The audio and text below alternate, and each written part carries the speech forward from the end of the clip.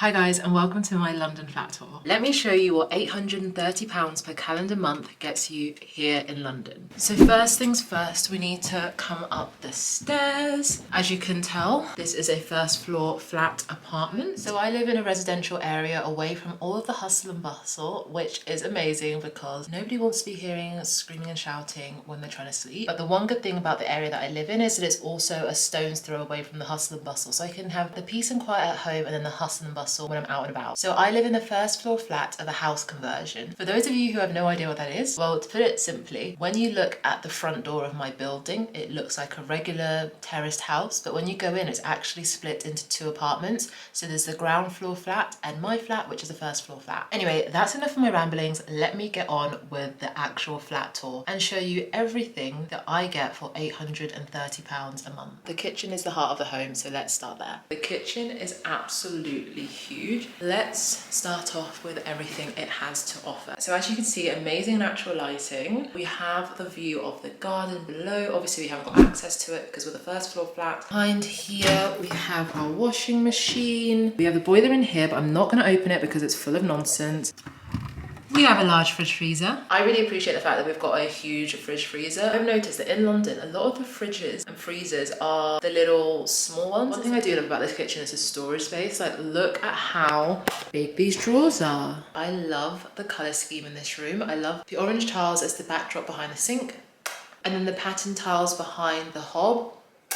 Unfortunately, the flat didn't come with a microwave. I brought that, not a big deal. But it came with a dishwasher, which I think is actually rare for London. I used to live in a HMO and I used to refuse to use a dishwasher because I just found it icky, especially if there's no like regimented routine for cleaning them. So although I do have a dishwasher here, I'm gonna stick to hand washing. I love the fact that this kitchen is so spacious, but another huge tick for this space is the fact that it came with this huge dining table. I love the rustic vibe it gives, but also just how big it is because it means I can host friends and family. Now that I've shown you the kitchen, let's head to the bathroom. So literally as I close the kitchen door, I take 2 steps and here is the bathroom. Pretty standard. We have a bath that doubles up as a shower with 2 shower heads.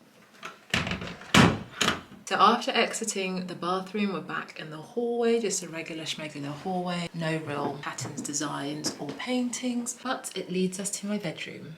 So here I am, here in my bedroom. I think it's a decent size for London. So hanging up behind me on my door are my towels and my house coat. I think some people call a house coat a house robe or a dressing gown, whatever you call it. I call it a house coat. Besides that, I have a rack with all my actual coats, so my outside coats. I have a handbag hanging here and a nice woolly hat.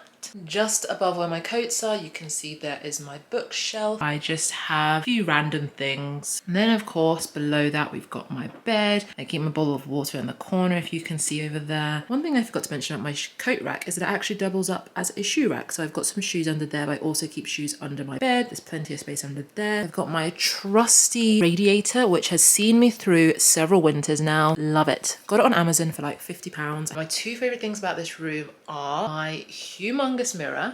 Like, look at it. I can't even step back far enough to give you a full view. Here I am. I got this mirror from IKEA in the sale. Did have to fit this in my car when moving here. It was no easy task, let me tell you that. But anyway, the next thing I love about this room is the huge built-in wardrobes. In here, I'm only going to show you this part because this is the part that's somewhat neat. So let's close that up.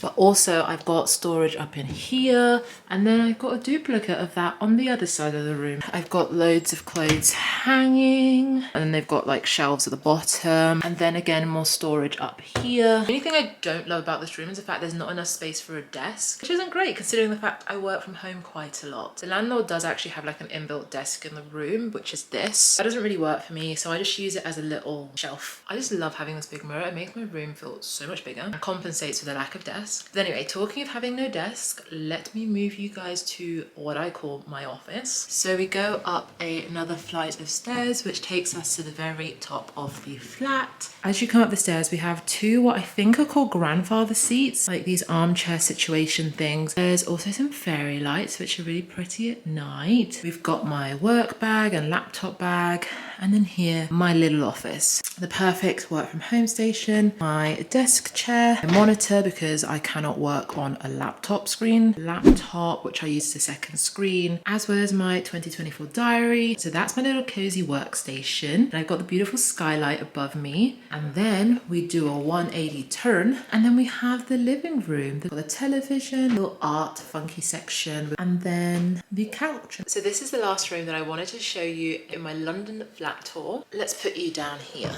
Now, I wanted to answer a question that you guys may be thinking. How on earth is this whole place £830 a month? There is actually one room that I didn't show you, and that's my flatmate's room. So I actually share this flat with another young professional, and my portion of the rent is £830. Hence why I get all of this space for that price. The rent for this flat on its own is £1,700 a month. The reason why the rent split is like that is because my room is a little bit smaller than her room. Even with the smaller room, I think I have a pretty decent deal with everything else that I do get here in the flat. Anyway guys, that brings us to the end of today's video. I've given you guys an overview of everything that I have here in my London flat for £830 a month. I hope you enjoyed the video. Make sure you like and subscribe, and I will see you in the next one. Bye!